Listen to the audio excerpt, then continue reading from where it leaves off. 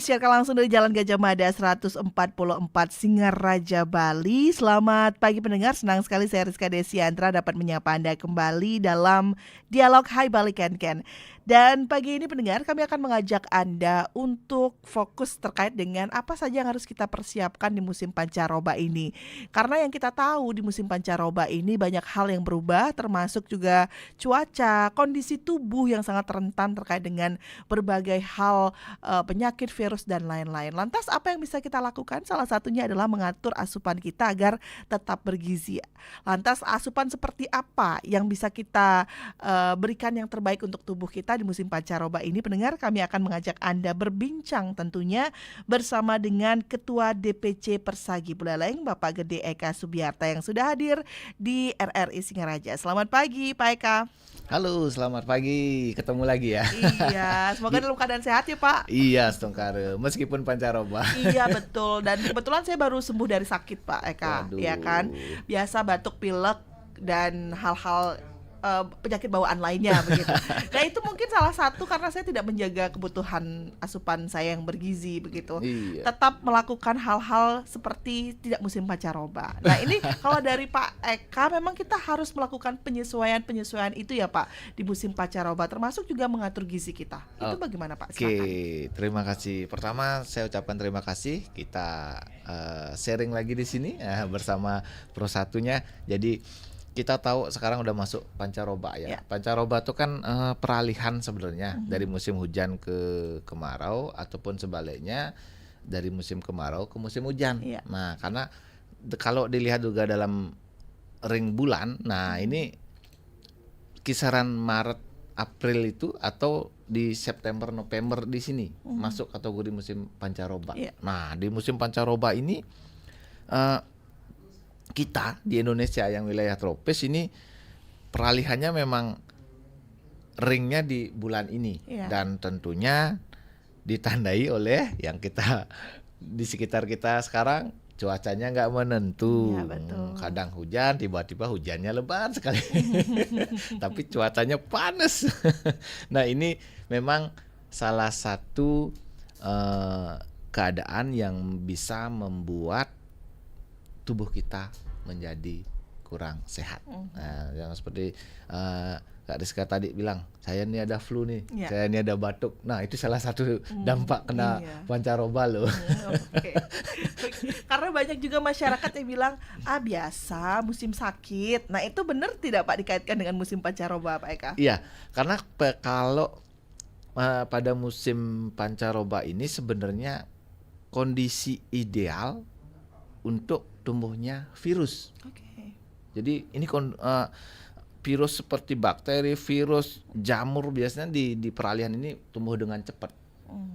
Nah, kita yang tidak bisa menjaga terutama asupan gizinya, tentu tubuh kita jadi kurang bagus, kurang stabil. Jadi kena omong Balinya kena angen bedek kan begelem. Kenapa? Kita nggak punya pondasi. Jadi baru ada perubahan cuaca sedikit, kita sudah langsung bereaksi. Contoh kecil itu tadi, flu, batuk, itu banyak sekali yang sakit. Terutama juga di kalangan anak-anak. Nah, anak saya sendiri juga sudah flu karena cuacanya juga agak kurang bagus. Ini memberikan dampak yang signifikan sebenarnya kalau musim pancaroba. Jadi kita memang harus aware terhadap peralihan musim ini dan jangan lupa kita harus bikin pondasi dari awal. Biar tubuh kita memang benar-benar terjaga. Salah satunya asupan makan yang harus kita jaga. Ya, ini yang menarik nih, asupan makan yang harus kita jaga. Makanan yang seperti apa? Pasti kan kita semua sudah berusaha ya Pak ya. Oh ini kayaknya makanan udah sesuai nih dengan apa yang kita butuhkan tubuh kita. Tapi ternyata tidak juga.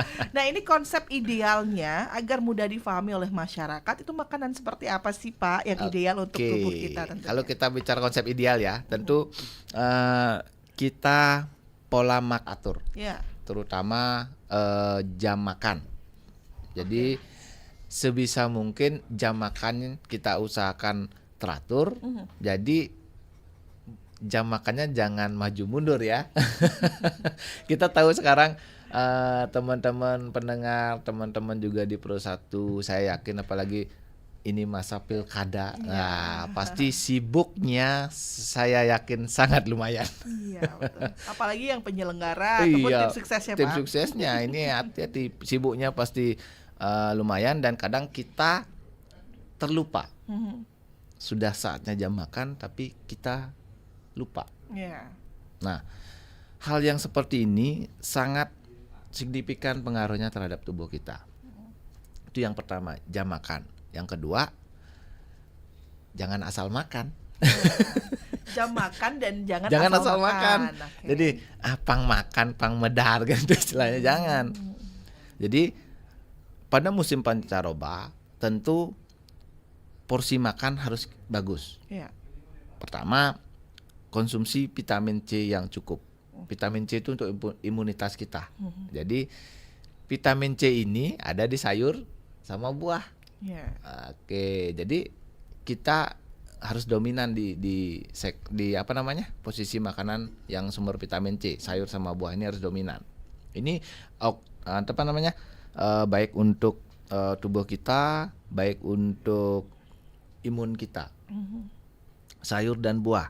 Nah, dengan konsumsi vitamin C baik di sayur dan buah, ini biasanya akan melawan virus ataupun bakteri yang sangat suka di musim pancaroba. Iya.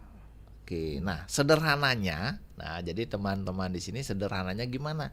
Tiap saya pegang piring, harus ada ini sayurnya. Ya, okay.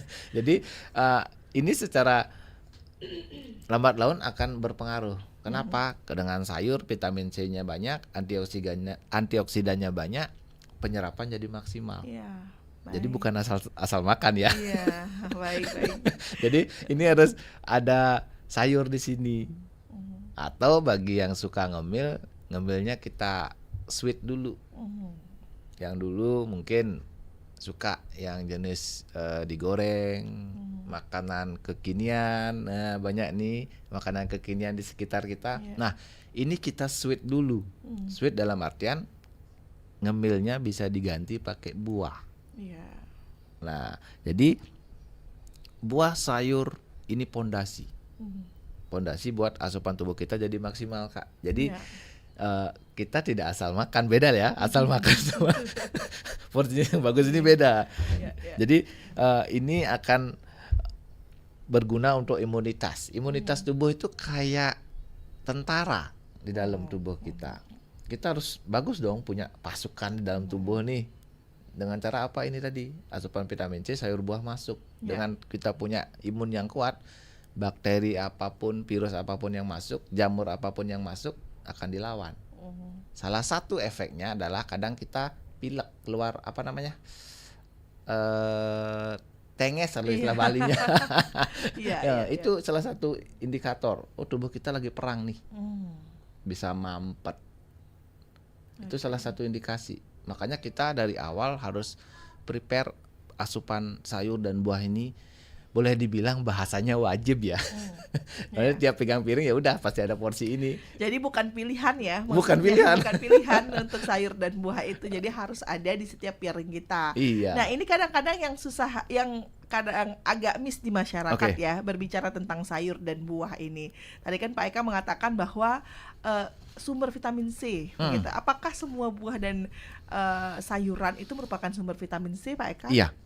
Iya. Okay. Nah, sumber vitamin C ada memang banyak di sayur dan buah. Biar lebih ideal sekali, nah kita bicara lebih ideal nih, mainkan variasi. Jadi jangan monoton. Contoh, Kak Rizka suka sup nih, baru suka sup, terus nih menunya sup aja. Wortel aja. Besoknya kalau nggak ada sup saya nggak mau makan nih, itu misalnya. Ya, apapun yang berlebih pasti berefek. Nah, jadi ada sayur dan buah, mainkan variasi. Dan kalau bisa lagi sayurnya ini dikonsumsi atau makannya dalam kondisi matang. Nah, berarti bukan yang menyepelekan yang mentah ya, karena ada beberapa sayur yang bisa kita konsumsi mentah. Cuma kalau kita sayur dengan konsumsi mentah, memang agak sedikit hati-hati di musim pancaroba di sini. Atau mungkin yang punya gangguan di lambung, Ya. dengan sayuran yang mentah agak sedikit hati-hati. Tapi kalau yang sudah diolah, sudah mateng, variasinya main, bagus sekali. Oke, ini menarik juga begitu ya. Berarti bukan karena makan. Oh, ini lebih. Nah, sekarang kan lagi memang populer sekali Pak Eka, real food, ya kan. Salah satu real foodnya adalah sayuran mentah kan, dijadikan salad ataupun dijadikan olahan-olahan yang masih dalam bentuknya real gitu ya. Nah, itu bagaimana Pak Eka? Kalau kita berbicara tadi itu kayak kontradiktif ya Pak, tidak sedikit boleh kontradiktif sedikit kontradiktif.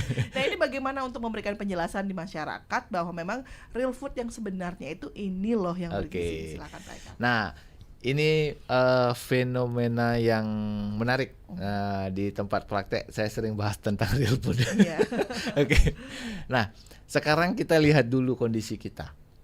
Bagi yang ada gangguan di lambung tadi, yang notabene yang sayuran yang mentah sedikit ada karbon dioksidanya. Kalau kita makan dalam kandungan mentah, itu bisa menyebabkan yang namanya reflux atau kembung. Nah, kalau dengan ada yang di gangguan di lambung, ini warning. Kalau kayak lampu nih udah kuning hidup, ini hidup itu dia. Tapi kalau yang kondisinya bagus atau fit, sah-sah saja. Real food. Nah, terkait dengan real food, kalau kita diolahnya sekali istilahnya tidak dihangatkan lagi, masih tergolong real food. Nah, fenomena sekarang buat sayurnya masih ditaruh di penghangat, besoknya dihangatin lagi. Oke, makanya jadi teman-teman di sini bisa kita siasati, bikin sayur, bikin kuah secukupnya. Jadi satu hari itu rata-rata kita kalau masak kan sekali satu hari ya. Nah, sehari itu udah habis. Jadi besok biar baru lagi Kak. Jangan dipanusin meskipun udah ada yang sekarang banyak penghangat atau apa. Jadi kenapa? Pasti terjadi penurunan jumlah zat gizinya. Jadi kita makan atau konsumsi sayur kita tidak dapat full kandungannya. Kalau yang real food, sayur kita olah misal jadi sup ataupun sayur bening atau apa, bisa kita konsumsi satu hari itu habis, besoknya jangan dihangatin, masuk real food dia. Jadi ini kita harus samakan persepsi dulu tentang konsep real food ini. Jadi kalau memang tidak bisa ataupun memang ada kendala di tubuh kita mengkonsumsi makanan mentah, mendingan jangan ya Pak. Karena memang kalau dipaksakan, apalagi di musim pancaroba ini akan menimbulkan penyakit. Contoh di real food, musim pancaroba, peralihan cuaca nggak menentu, kadang hujan, tiba-tiba udah selesai hujan langsung panas. Cuacanya kadang di ruangan ber-AC pun kadang gerahnya minta ampun. Nah, pada saat seperti ini kondisi tubuh kita kan tidak bagus dia. Apalagi kita jam tidur kurang. Nih, hati-hati. Makan dengan konsumsi dengan sayuran mentah. Jadi sedikit hati-hati. Bukan dalam artian kita tidak memperbolehkan, tidak. Itu pure tergantung dari kondisi tubuh kita. Makanya kalau kita konsultasi terkait dengan habit, terkait dengan kebiasaan, terkait dengan pola makan, terkait dengan pola diet, itu sifatnya Kak privasi. Nah, ada orang empat mata, jadi memang murni kondisi real dari klien itu. Jadi tidak bisa diduplikasi di orang lain tanpa konsultasi begitu. Sama halnya dengan kayak sekarang banyak ada diet. Diet A, diet B, banyak sekali. Sekarang pilihannya ada di kita, saya mau yang mana. Itu yang pertama. Yang kedua, kondisi tubuh saya seperti apa.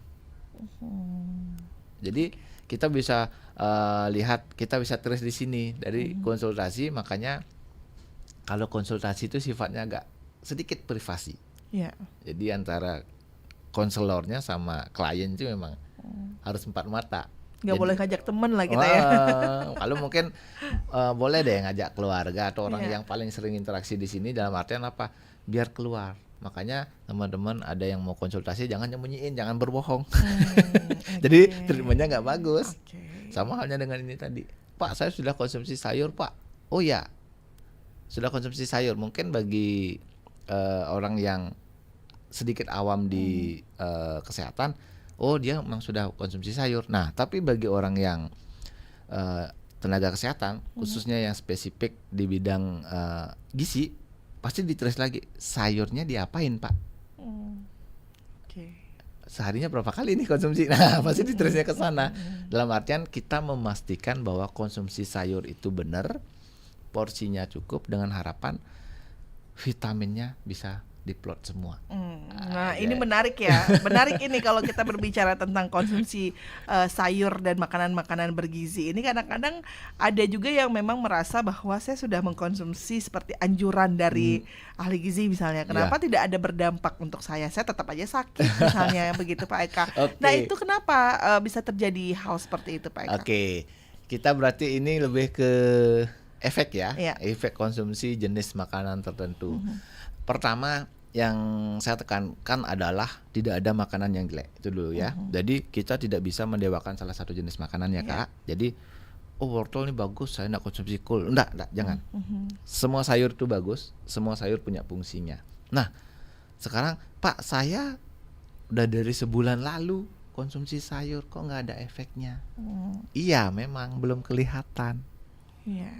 Karena kalau dari efek makanan dan ataupun pola makan itu biasanya ringnya 5 sampai 10 tahun loh, Kak. Oke. Bukan waktu yang pendek ya berarti. Nah, sekarang kita flashback dulu. Kondisi kita ini yang sekarang itu seperti apa? Itu sebenarnya tabungan kita yang dulu. Makanya saya berulang kali menekankan, jangan lupa jam makannya. Porsinya tolong diatur. Karena kayak kita tuh kayak kalau bikin rumah ya, pola makan kayak bikin pondasi, Kak. Iya. Pondasinya ini harus bagus dong. Ini 5-10 tahun lagi baru kelihatan. Makanya jangan salahkan sekarang masih di usia produktif sakit. Iya. Itu yang mengerikan sebenarnya ya. Kenapa banyak orang di usia produktif yang malah justru lebih ringkih daripada Ringkih, orang iya. yang di usia senja begitu ya. Oke. Yang senja usia senja 60 usia lanjut kadang dia punya kebiasaan, punya habit yang tetap konstan. iya, konstan, dia stabil. Beberapa kali ada klien dengan usia lanjut dia nggak kena hawa pancaroba. Kayak tuh virusnya mental dong. Itu kenapa bisa seperti itu Pak Eka? Pertama, dia kebiasaannya stabil. Oh, pagi saya harus sarapan, pagi dia sarapan, langsung aktivitas, geraknya cukup. Apalagi yang suka dia ke kebun, gerak aktivitasnya cukup, aktivitas fisiknya bagus, istirahat juga dia cukup. Iya. Nah, itu tabungannya dia dari dulu. Makanya sekarang ada virus, bakteri, jamur yang masuk mental. Yeah. Jadi istilahnya saya nggak bisa masuk ke sini. Nah, kalau yang sekarang fenomena di usia produktif yang sekarang justru sedikit terbalik dengan pola ini. Oh, nungedang. Nyanan sore cepokan medar. Gitu. Sekalian dia. Atau belum lapar nih, belum nanti lapar. sekalian aja gitu. Nah. Kalau lapar dihantamnya pakai air putih. Iya. Nah, itu konsepnya seperti apa, Pak? Bukannya memang harus seperti itu menawan hawa nafsu melawan nafsu makan yang berlebihan, Pak Eka? Sebenarnya kalau dengan nafsu makan yang berlebih itu awalnya kenapa? Karena kita nggak sarapan pagi. Ini sekarang banyak sekali nggak bisa sarapan pagi. Padahal di sekitar kita tuh banyak bisa kita konsumsi ini untuk sarapan paginya. Jadi ini yang tidak banyak kita lakukan. Ya. Oh, sing sarapan pagi, siangnya itu pasti laparnya terliwat. Iya. Laparnya terliwat, keburu lapar, makannya pasti over. Jadi pasti main lapar mata dia. Iya. Udah makan aja. Obes. Nah, Jam makan molor. iya. Nanti imbasnya ke sini. Ada angin sedikit pun pancaroba ini kena dia.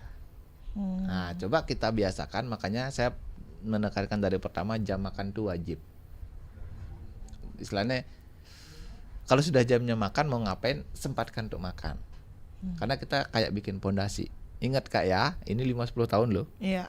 Banyak nih sekarang kisaran umur di bawah 40 banyak sekali yang sakit. Ya imbasnya begini. Kita memang bisa kok saya nahan lapar sampai jam sore makan baru makan bisa.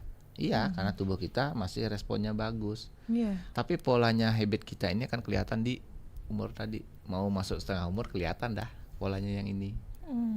Makanya saya harus siapapun yang ke konsultasi mau tempat praktek pun tempat kerja, saya pasti nekanin, Pak, Bapak udah sarapan belum? Pak, jam makannya gimana? Saya pasti nekanin itu. Iya.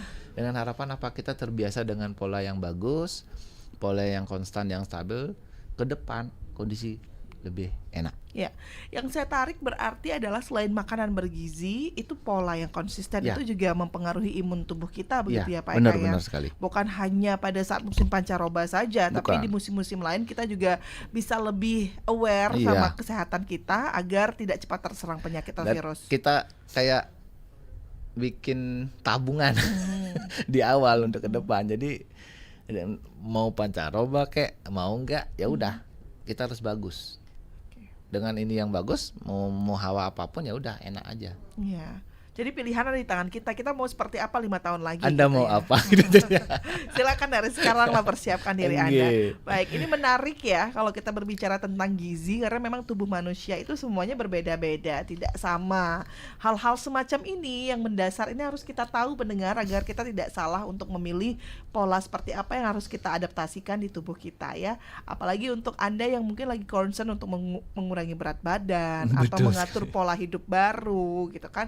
Banyak sekali kan ada insight-insight di media sosial, di Instagram gitu kan, yang kadang-kadang itu juga tidak terlalu sesuai dengan tubuh kita. Iya, benar. Salah satu tadi disinggung sama Pak Eka itu terkait dengan kalau lapar minum air aja dulu kalau belum jam 12. Nah, ternyata itu juga tidak benar begitu ya Pak Eka Iya. ya. Jadi memang sarapan itu penting dan polanya harus konsisten. Iya, Ya benar kan? sekali Kak. Karena ada juga yang mengatakan begini Pak Eka, wah kita udah di umur 40 atau menjelang 40, ya udah sekarang harus diperbaiki pola hidupnya. Itu terlambat atau gimana Pak Eka kalau mengatakan hal seperti itu?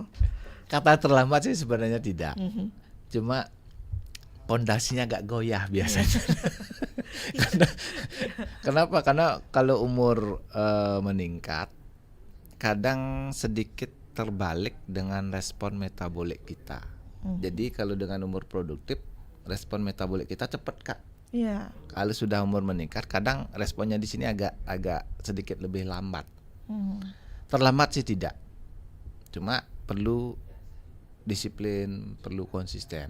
Oke. Nah, selain makan juga ataupun pola makan, pola porsi makan, jam makan, yang banyak sekarang juga adalah terkait dengan gerak atau aktivitas fisik kita. Ya.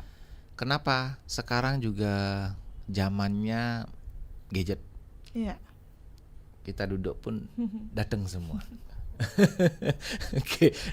Jadi otomatis apa Kak? Kita aktivitas fisiknya kurang. Ini juga sangat berpengaruh terhadap itu pola makan tadi. Jadi usahakan jangan mager. Jadi kalau sebisa mungkin kita aplikasi untuk komunikasi banyak ada, sebisa mungkin kalau memang bisa masih tercapai dengan jalan, ya udah kita sambil jalan. Kita kan tahu ngirim apapun lewat aplikasi nih, Nah, tes itu. sudah tes. Kita Tiba-tiba nyambungnya di datang sana, nih. tapi personalnya kan dan geraknya juga kurang. Iya. Ini yang sekarang juga banyak. Jadi kita melupakan aktivitas fisik. Jadi selain pola makan juga ada aktivitas fisik tadi. Nah, sebenarnya kalau bicara aktivitas fisik enggak perlu lama sih Kak, 30 menit aja cukup. Nggak perlu lama. Ya, aktivitas fisik ini juga harus dibedakan dengan aktivitas rumah tangga. Iya, beda. Cepetin dong olahraga. Ya, olahraga, Heeh. dan kita sudah mengambil poin-poinnya ya pendengar ya. Makanan bergizi, pola yang konsisten, dan aktivitas fisik. Fisik, Nah, iya. itu salah satu, itu menjadi hal yang sangat krusial. Apalagi nih selain ketiga ini, nanti kita akan berbincang lagi Oke. bersama dengan Pak Eka tentunya. Kami juga undang atensi Anda pendengar di 24644 dan juga di WhatsApp 081 1399 9790 dan juga di Instagram di RRI Singaraja, di RRI Pro 1 Singaraja, dan juga di YouTube RRI Singaraja @RRI Singaraja Official. Kita masih bersama dengan Pak Eka ya, Eka Subiarta selaku Ketua DPC Persagi Kabupaten Buleleng. Kita sapa dulu pendengar yang sudah ingin bergabung ya Pak Eka ya di Ya, 24644. Selamat pagi RRI. Selamat pagi RRI, Om Swastiastu. Om Swastiastu, dengan Pak Narde. Iya, Pak Narte. Iya, silakan Pak Narte, apa yang ingin disampaikan nih untuk Neni. gizi? Dengan Rizka ini Pak. Rizka, woi, Rizka kemarin tugas ya?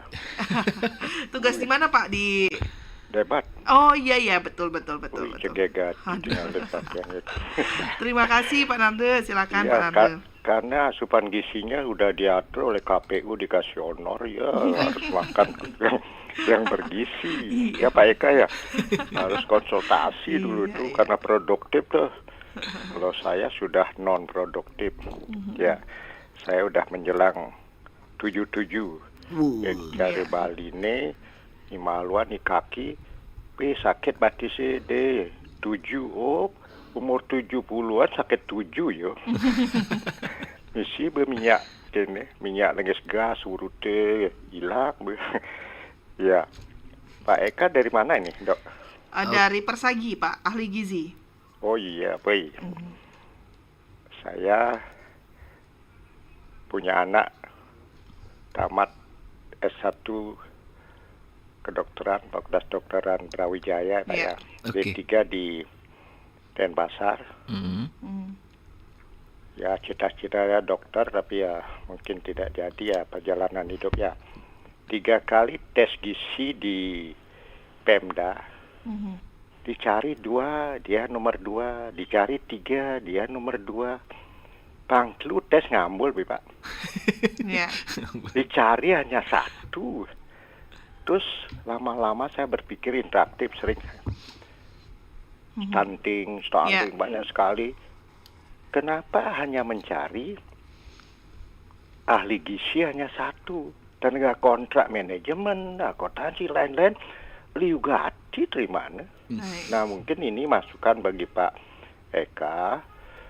Mungkin dalam konteks nanti kota penerimaan CPNS, mungkin ini tambah untuk mereka di dalam posyandu, puskesmas, dimanapun, dia adalah sebagai corong gizi untuk kesehatan kita. Itu pertama Pak ya. Oke. Anak saya sekarang ahli buat kue yang bergizi. Jadi dia jual kue, Lina Jegeg namanya, keliling dia jual. Baik. Nah, yang lainnya, saya setuju apa yang disampaikan Pak Eka, bahwasanya saya sudah menjalani pola pikir, makan, gerak, istirahat. Namun saya sering gini, sudah saya ngatur, benarkah saya ngikuti ini, tapi enak juga jadinya. Saya makan buah dulu, sama sayur, 10 menit baru makan nasi. Dan seumur saya usia 70-an lebih ini, makan nasi ini adik ini, disengat-dengatin nasi, cep tuang sendok, telung sendok, tapi seger bayune nah. Jadi saya kadang-kadang yang saya nasi kan kalorinya atau apanya, apa istilahnya tuh nasi mengandung apa?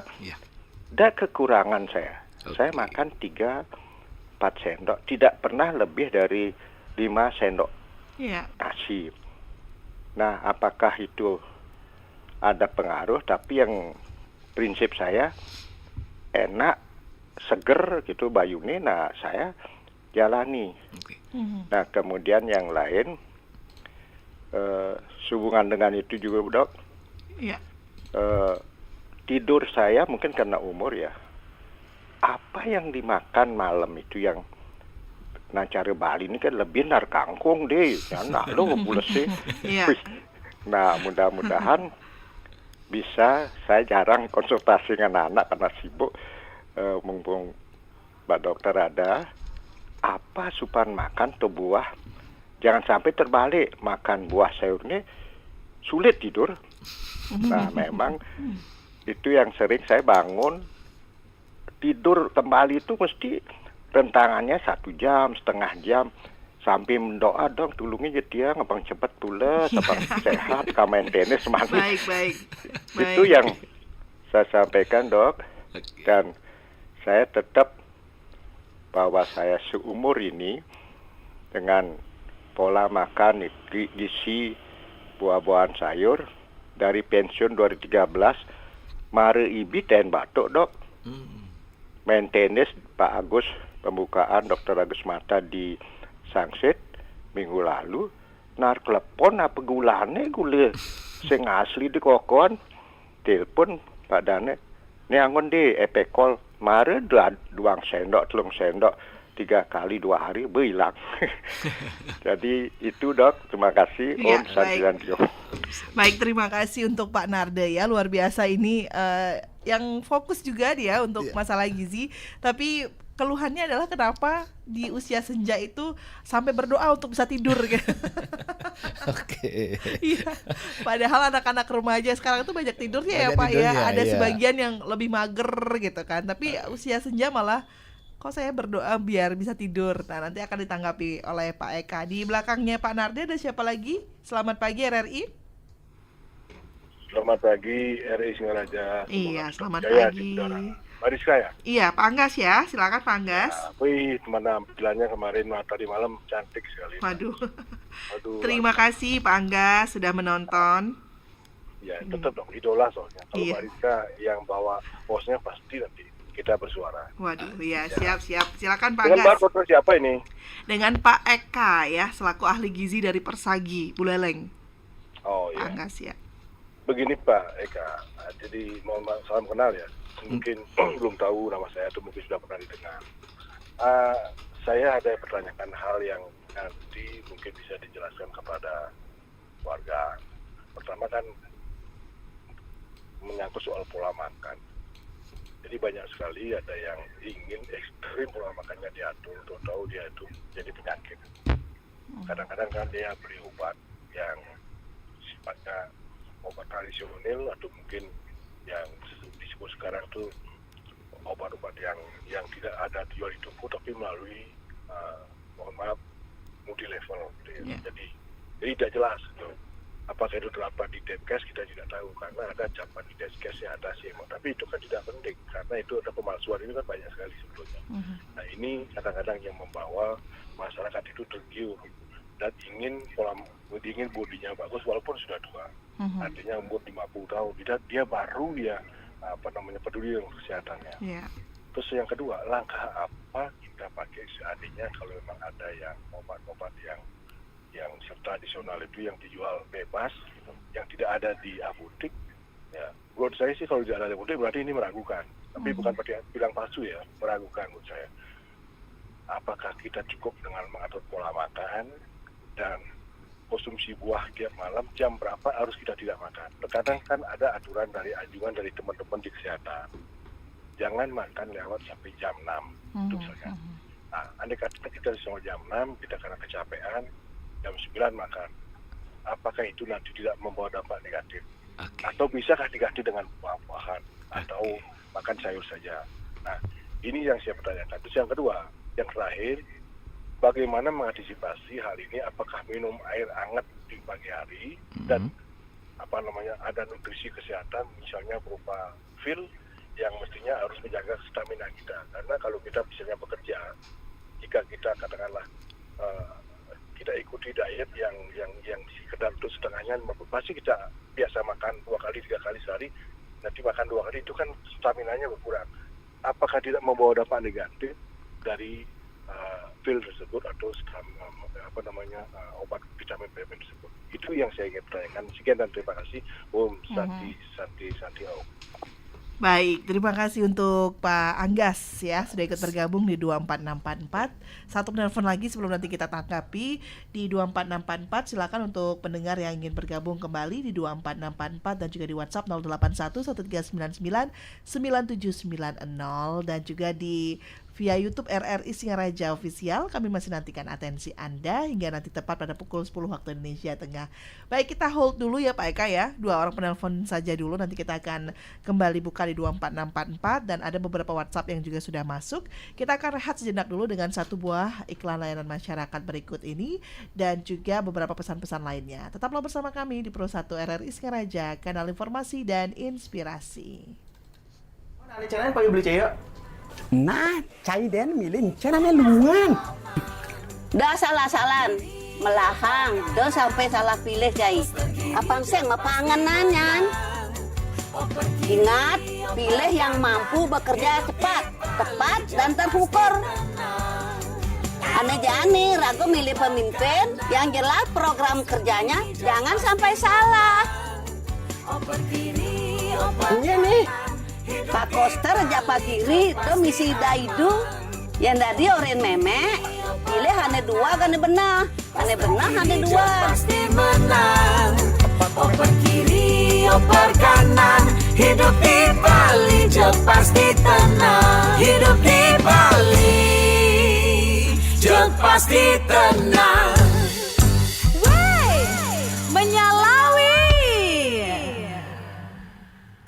Pasangan Sederhana RT Iwayan Diat telah mewujudkan alun-alun terbaik se-Indonesia di Kota Bangli.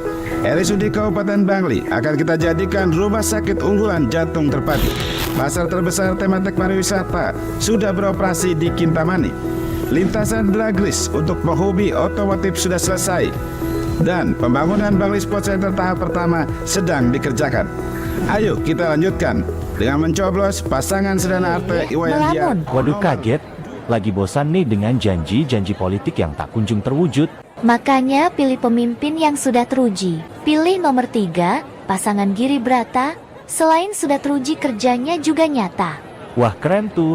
Misi dan visinya bagaimana? Bangli menuju Metaksu. Metaksu, apa tuh? Metaksu akronim dari melayani dengan transparan, akuntabel, komunikatif, Terus. solutif, utility. Program unggulan berfokus pada kesehatan, ekonomi, pertanian, infrastruktur, pelayanan publik. Makanya tanggal 27 November, jangan lupa coblos nomor 3. Uleng kita mani melalui ke kudu samilang melitali kaos lan palu. Eling yang memilih terus kiri ajak Subrate sampunang lali. Ujung tombak kita ini adalah perbekal ini gitu loh, yang menyampaikan informasi yang benar ke masyarakatnya. Jangan takut melaporkan pelaku-pelaku penempatan non prosedural ke polsek atau kemana gitu, dia curiga, silakan. Masyarakat Bali pada umumnya itu pintar-pintar banget. Ada yang bisa bikin ini, ada yang bisa bikin itu. Karena kendala lah mereka membuat mereka males. Karena apa? Satu permodalan itu yang pertama. Iya, modal. Sebetulnya konsep energi bersih yang paling baik adalah yang sesuai dengan sumber daya alam yang dimiliki oleh negara tersebut. Jadi dalam hal ini karena Indonesia ini negara kepulauan, maka konsepnya bukan lagi konsep interkoneksi. Kalau pulau-pulau yang besar mungkin bisa ya Sumatera, Jawa. Tapi begitu kita bicara Indonesia Timur, maka itu harus menggunakan kearifan lokal. Simak pembahasan topik yang menjadi isu terkini dalam dialog Hai Bali Kengken jam 9 hingga jam 10 pagi di Pro 1 RRI Singaraja, siaran kanal informasi dan inspirasi. Pro 1. Anda masih mendengarkan Pro 1 RRI Singaraja 97,9 FM, 101,2 FM dan AM 1080 kHz. Pro 1. Baik, pendengar, terima kasih Anda masih bersama kami di Pro 1 RRI Singaraja, kanal informasi dan inspirasi. Masih bersama saya Rizka Desiantra, dan juga kita masih berbincang terkait dengan bagaimana untuk bisa mempersiapkan gizi baik kita untuk bisa menjadi aman begitu ya di musim pancaroba tentunya. Jangan seperti saya yang baru sembuh dan tadi baru mampet hidungnya Pak, kembali lagi. Baik, sudah ada Pak Eka, masih ada Pak Eka di sini selaku Ketua DPC Persagi Kabupaten Buleleng. Pak Eka, tadi sudah ada 2 orang penelpon yang bergabung, ada Pak Narte dan juga Pak Anggas. Kalau tadi Pak Narte dia sudah terbiasa hidup konsisten begitu ya, tapi ternyata di usia senja tidak bisa dihindari beberapa hal gangguan-gangguan itu begitu. Nah, kalau dari Pak Eka sendiri, insight-insight seperti apa yang akan diberikan untuk Pak Narte? Silakan Pak Eka. Oke, sebelumnya terima kasih Pak Narte ya, sudah bergabung. Ya. Oke, pertama yang saya tekankan, usia lanjut. Sudah umur kepala 70 tahun ke atas. Yang pertama saya tekankan itu adalah sebuah anugerah. Oke, jadi Pak Narte jangan berkecil hati. Jarang lo bisa sampai di umur segini. Jadi seseorang yang mencapai usia lanjut, apalagi sudah mendekati angka 80 tahun, itu adalah sebuah anugerah. Ya. Itu adalah salah satu tanda kita memang benar-benar pola makannya bagus. Ya. Jadi pola makan kita dari dulu, makan yang bagus, pola makan yang teratur, ini salah satu tanda. Pak Narte juga bilang, tumben kena kokoan gara-gara mengkonsumsi jenis makanan tertentu. Iya. Tapi kan itu sebenarnya bukan masalah yang urgent sifatnya. Nah, kenapa jarang kita nyampe di umur kisaran seperti ini? Nah, kalau memang kita bicara usia, sebenarnya teman-teman, rekan-rekan 60 tahun sudah masuk kelompok usia lanjut. Bapak sudah jauh nih di atas. Jadi itu sebuah anugerah. Oke. Yang kedua, terkait makan. Saya makan buah dulu atau makan sayur dulu, baru 10 menit makan karbo. Oke, itu silakan. Tapi pesan tiang adalah jangan Bapak sampai tidak makan karbo. Oke. Karbo itu untuk energi sel kita. Jadi untuk energi sel, untuk makanan sel, regenerasi sel, disinilah fungsinya karbo. Nah, kenapa tiang bilang karbo? Karena kita tidak mesti konsumsi nasi. Sumber karbo banyak Pak. Bisa kentang yang ada di sekitar kita, bisa ubi. Ini sumber karbo juga. Jadi kita bisa pakai alternatifnya di sini. Agak gimana rasanya kita konsumsi nasi yang paling umum, ya udah sekali waktu kita bisa switch. Entah kentang rebus, entah jagung, entah ubi, sele, sawi, silakan. Tapi ingat jangan sampai tidak konsumsi karbo. Terus pertanyaan ketiga tentang tidur. Nah, ini sebenarnya ada fenomena terkait dengan tidur di usia lanjut. Orang dengan usia lanjut jam tidurnya biasanya berkurang Pak. Makin usia lanjut jam tidur makin berkurang. Makanya usahakan di siang hari jangan tidur. Usahakan di siang hari jangan tidur.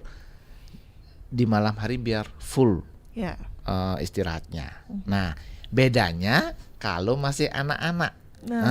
Kalau masih anak-anak, semakin lama jam tidur semakin bagus. Karena pada masa anak-anak ada proses pembentukan sirkuit di otak dulu. Di otak itu kan ada kayak jalur-jalurnya. Nah, pada saat anak-anak pembentukan ini, jadi dia full harus istirahat. Jadi pulang sekolah ataupun siang hari ini minimal dapat tidur sejam. Malamnya istirahat yang cukup, ya jam 9, jam 10 istirahat dah. Karena pembentukan di sini. Nah, kalau di usia lanjut biasanya jam tidurnya berkurang dia. Jadi kita mainkan di sini siang harinya lakukan dengan aktivitas, gerak fisik tetap, olahraga. Usahakan jangan tidur siang. Jadi malamnya biar full istirahat. Oke, itu pertanyaan dari Pak Narte ya? Iya, Pak Narte Oke. sudah terjawab. Terima kasih Pak Narte atas atensinya. Iya. Ada Pak Anggas juga tadi Oke, tuh yang juga concern Pak. terkait dengan permasalahan gizi Gizinya. juga. Silakan Pak Eka. Oke, Pak Anggas ya, terima kasih Pak Anggas. Ini pertanyaannya bagus sekali terkait ini lowongan. Nah, kalau terkait dengan formasi atau lowongan itu kan murni kajian dari BKPSDM. Ya. Jadi terkait lowongan nanti rasanya lebih di sana nanti poinnya terkait lowongan berapa dibutuhkan dan lain sebagainya. Dan memang saya setuju kenapa peran dari ahli gizi lebih dominan karena terkait juga kondisi sekarang kita tema ahli gizi dari tahun 2021, 2022, 2023, 2024 tidak lepas dari stunting. Iya. Oke, ini pure yang murni adalah pembentukan atau karakteristik pengaturan pola makan kita. Jadi sinergitas kita dari profesi ahli gizi memang sangat dibutuhkan untuk menunjang program penurunan percepatan stunting. Dan jangan lupa juga Bapak, sekarang kan ada juga di TNI Polri membutuhkan seorang ahli gizi juga. Nah, nanti mungkin anaknya bisa coba Pak ya, siapa tahu lulus di sana. Oke. Nah, terkait dengan obat yang tidak dijual di apotek ya. Kalau untuk konsumsi obat memang ranahnya di teman-teman di bagian farmasi atau apoteker, tapi sebisa mungkin apapun itu jenis obatnya konsultasi dulu. Yeah. Jadi karena apa? Kadang kita beli obat minumnya nggak sesuai, dosisnya nggak sesuai. Padahal obatnya ada mungkin 3x1 selama seminggu. Nah, mungkin sebelum atau sesudah makan. Ini hati-hati. Teman-teman yang di profesi apoteker, di farmasi punya ranah di sini. Jadi saran Tiang adalah kalaupun kita membeli obat apapun, konsultasi dulu. Jangan sembarang. Nah, banyak obat ataupun suplemen dengan jam makan. Saya mau diet, umur sudah lansia, saya mau diet. Oke, sah-sah saja. Tapi fenomena yang terjadi, Bapak, terkadang kita menggantikan jam makan dengan suplemen ini. Itu yang salah. Jadi jangan sampai siapapun ya. Jadi jangan sampai menggantikan jam makan. Yeah. Boleh dibilang bahasanya seperti apa ya kalau ini? Saya enggak mau tahu jam makannya udah makan gitu. Jangan di-switch dengan apapun. Tidak ada alasan apapun. Tidak ada alasan apapun. Kalau mau suplemen apapun, suplemen makanan, vitamin atau apapun sah-sah saja, konsultasi dulu, tapi mohon jangan mengganti jam makan. Jadikanlah makanan yang kita makan sebagai obat. Jangan dibalik ya. Jangan dibalik ya. Oke. Jangan menjadikan obat sebagai makanan. Jangan dibalik ya. Ini penting nih. Oke. Jadi kita pure memang jam makan tidak boleh diganggukan. Nah, terus terkait dengan minum air hangat sama jam tidur ya. Nah, kalau minum air hangat, oke, saya setuju. Baru bangun, teman-teman pendengar siapapun baru bangun, usahakan masuk dulu air 1 gelas kecil aja, enggak apa-apa. Atau bisa sampai 1 botol yang ukuran 600 ml enggak apa-apa. Nah, kenapa? Karena pada saat kita tidur, kita bicara tidur normal, kisaran jam 10, jam 11 tubuh kita puasa. 6 sampai 8 jam. Jangan baru bangun masuknya kopi. Nah, itu yang nanti kalau kenapa-napa kopinya dia yang disalahkan padahal teknik kita. Jadi air putih dulu, silakan aktivitas pagi, ingat sarapan, kasih jeda 60 menit lah. Baru mungkin yang suka ngopi silakan ngopi. Nah, masuk kopinya ini juga jangan isinya macam-macam, toppingnya macam-macam. Nanti itu yang salahin. Oke. Kalau terkait dengan jam makan, kalau kita bicara ideal adalah makan terakhir adalah 2 jam sebelum tidur. Berarti kalau tidur normal jam 10, jam 11 minimal atau maksimalnya jam 8 kita makan terakhir. Nah, kalau di jam rawan saya terbangun lapar. Nah, boleh nih masuk asupan buah. Iya. Itu enggak apa-apa. Jadi sah-sah saja sebenarnya. Cuma perhatikan. Kadang kita udah makan malam, baru habis makan malam, cuci tangan belum kering pun cuci tangan kita udah ngerok. Iya. Berarti ini ya agak kurang pas tadinya. Jadi yang disalahin makan malamnya. Baik. Terima kasih ya udah ditanggapi juga untuk Pak Anggas begitu ya. Kita ke WhatsApp kali ini Pak Eka ya. Pak Narte Ariante juga nih ikut bergabung. Ya, terima kasih ya di via WhatsApp sudah ikut bergabung.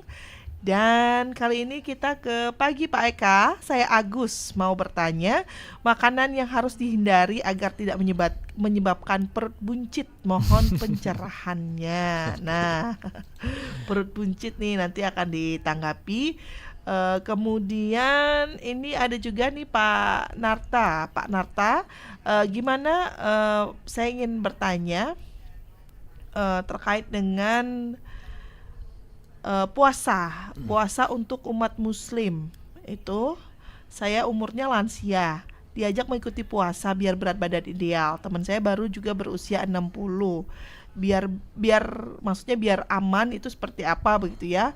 Mohon gimana peraturannya, jenis makanan apa yang harus dia makan pada saat sarapan dan juga pada saat berbuka puasa itu mungkin ya Pak ya. Oke, terima kasih. Umur 60 dan juga di WhatsApp sudah, di YouTube juga ada yang bergabung juga Pak Gede Eka juga bergabung nih. Gimana cara mengecilkan perut yang sehat karena semakin berniat diet nafsu makan malah semakin meningkat. Nah, ini sangat jujur sekali ya.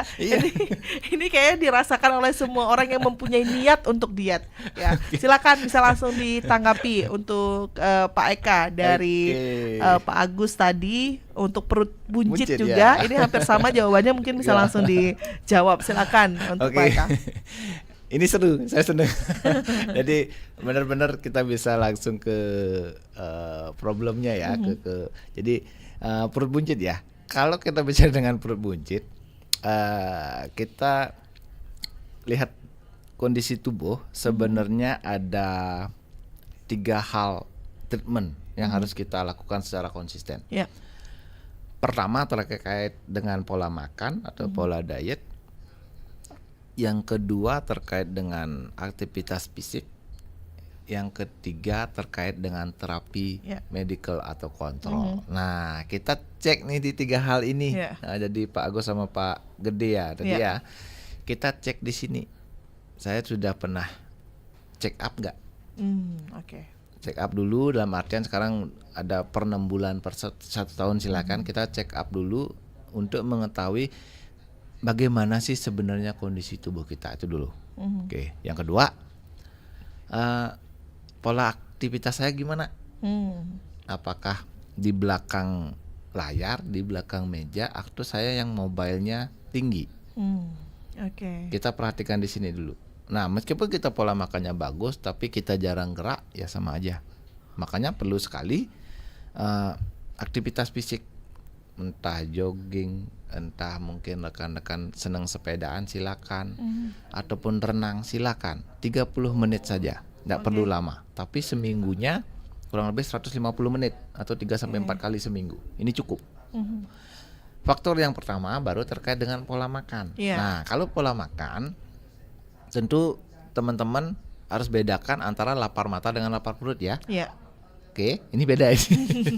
Kalau lapar mata kita laparnya melihat sesuatu makanan yang enak, kadang makannya kalap. Makanya ada istilah berhentilah makan sebelum kenyang. Jadi jangan sampai full sekali. Oke, itu bisa salah satu tipsnya. Jadi 3 hal ini harus kita kontrol. Nah, terkait dengan puasa, puasa itu bagus. Tapi tetap kita harus balik dulu ke tubuh kita, kondisi tubuh kita itu memungkinkan atau mengizinkan untuk puasa. Jadi jangan sampai memaksakan. Maunya sehat, jadinya sakit.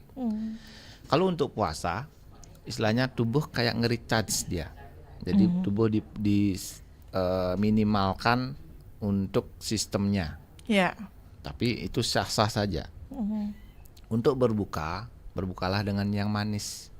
Itu benar ya Pak? Iya, untuk benar. manis, oke. Manis bukan dalam artian senyumnya manis ya. Berarti makanannya yang manis dulu untuk mencegah istilahnya tubuh kita. Jadi tubuh kita itu biar tidak kaget istilahnya. Jadi pada saat puasa tentu kita juga perhatikan aktivitas kita, bagaimana pola daily activity kita itu tetap kita perhatikan. Kalau dengan terkait makanan, dari awal sudah yang dapat singgung, makanan Bapak tidak ada yang jelek.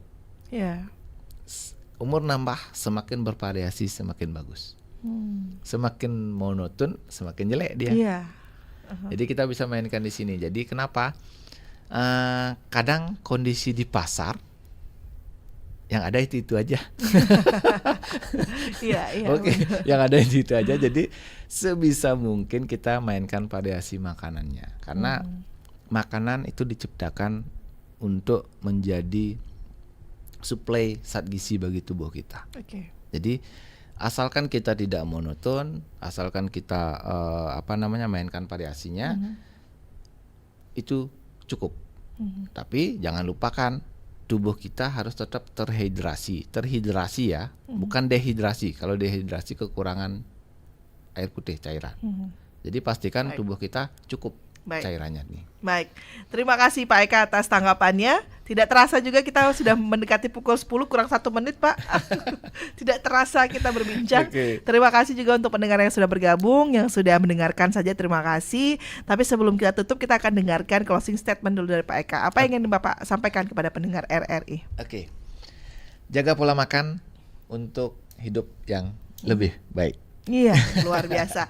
Jaga pola makan untuk hidup yang lebih baik. Dan ada beberapa yang saya catat begitu ya, dan akan menjadi bekal saya juga untuk hidup sehat, bergizi di tengah pancaroba. Yang satu adalah jaga makanan, kemudian polanya harus konsisten, jangan lupa sarapan, istirahat yang cukup, dan aktivitas fisik. Ya, itu harus penting sekali kita lakukan dan konsisten dari sekarang. Pak Eka, terima kasih atas waktunya Pak Eka ya, sudah hadir. Kita pengen lagi berbincang tentang ini Pak, mungkin nanti kita cari lagi waktu yang lain begitu ya. Ditunggu juga di RRI Singaraja. Dan pendengar, terima kasih untuk atensi Anda. Akhirnya saya Rizka Desiandra, tetaplah bersama kami di Pro 1 RRI Singaraja, kanal informasi dan inspirasi. Selamat pagi.